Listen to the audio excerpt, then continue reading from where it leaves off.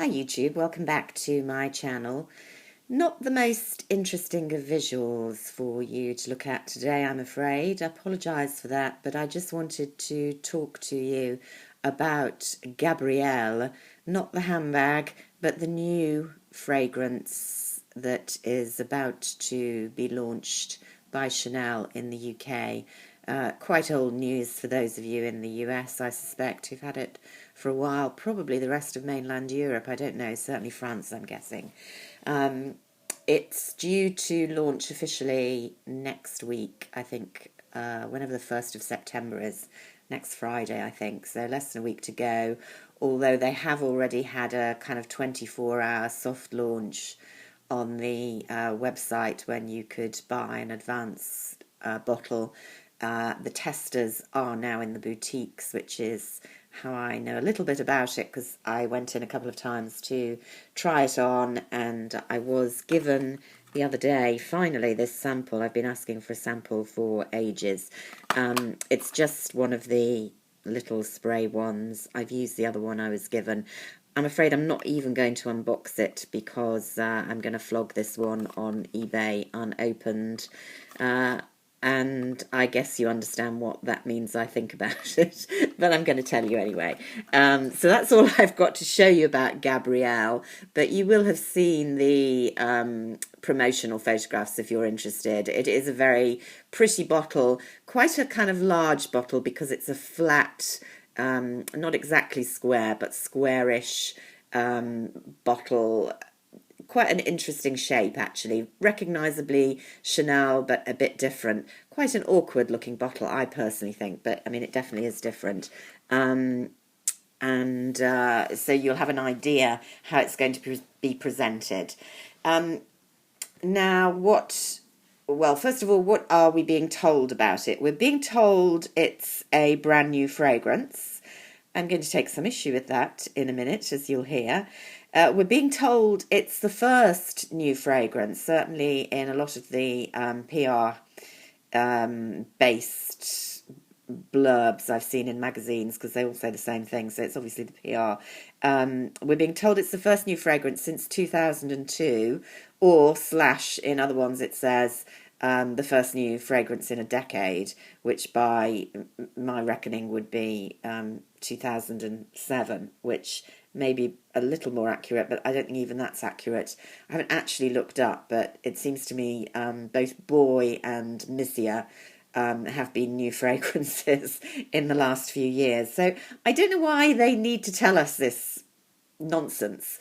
I guess they'd say, well, those are in our Les Exclusives range, whereas this is the mainline range, and the last mainline big launch, I think, was Chance, which probably was 2002.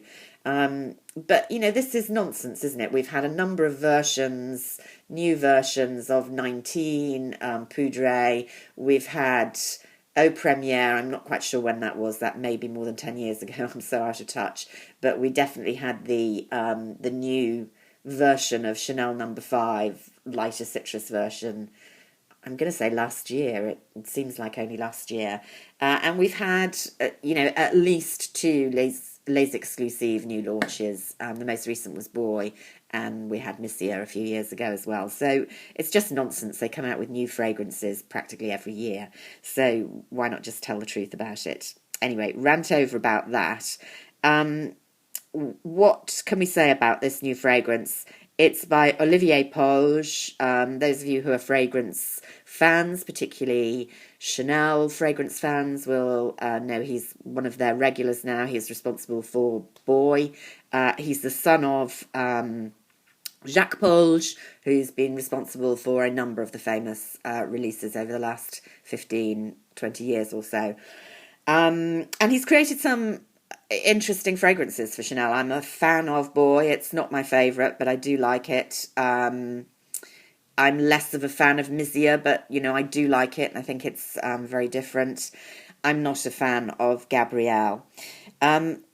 It's described as an abstract floral. I don't know what abstract floral means. To me, it's a very, very floral, a white flower floral, with definitely a kind of fruit base but distinctively white, light floral. And to me, it's very pretty. I don't dislike it as a fragrance. As white florals go, it's, a nice classy one, but not nearly as interesting as, for example, beige in the Les Exclusives line, which is also a white floral. The top notes are supposed to be mandarin, grapefruit, and black currant, which you would think would be right up my street, particularly grapefruit. I'm a great fan of it as a note. The heart of the perfume is tuberose, ylang ylang, jasmine, and orange blossom. I would say very strongly jasmine there. You can get I can get a whiff of the tuberose and the orange blossom. And then the base is sandalwood and musk. And I think you can perhaps get a little bit of both of those, but the base of the fragrance, as I've worn it, and I've worn it twice going in and getting a good spray, it has a decent last on me, I will say, and a kind of medium silage. I found it dried down within 20 minutes to the clear, just white floral with very little fruit depth to me, and not much of the wood either. So it was just definitely a pretty white floral. Now, why have I got this bottle here? It's just not just to make the video look a bit more interesting. This is Une Fleur de Chanel, which was a limited edition release, I think, in the late 90s. It was the work of Jacques Polge, father of Olivier. I think the original version of it, well, certainly in the UK, it was launched in connection with the Chelsea Flower Show. I don't know whether there was some tie-in. That's definitely what I remember about it.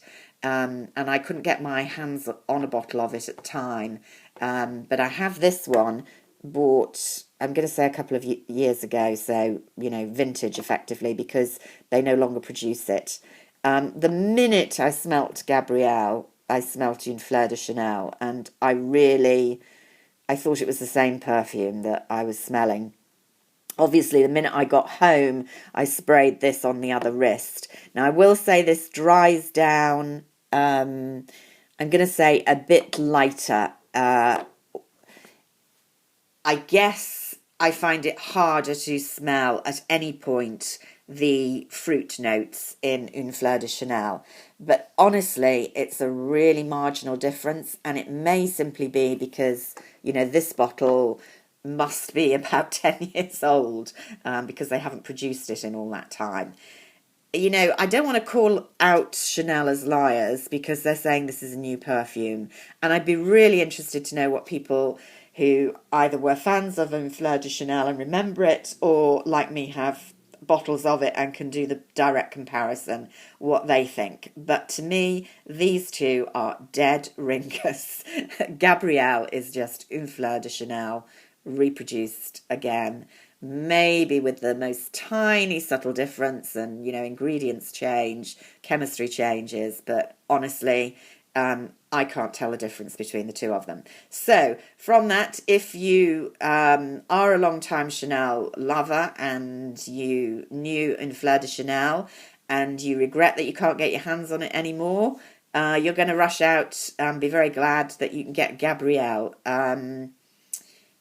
If you're not that big a fan, and I don't dislike it, I mean, I have a bottle of it, I wear it in spring in particular. It's just a light spring daytime perfume. What I have against it is I don't find it distinctively Chanel, and I quite like my fragrances to be distinctively Chanel, to have that iris, aldehyde, just something distinguished and sophisticated, that isn't very way out there, but is definitely Chanel.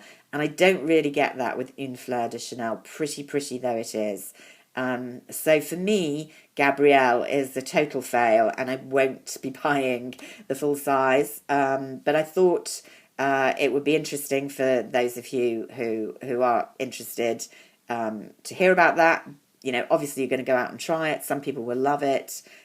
It's not horrible fragrance by any matter of means. It's very pretty, as I say, and the last was very good on me, better than some of the Les Exclusives, it had to be said. So I'd be really interested to see if anyone thinks the same as me.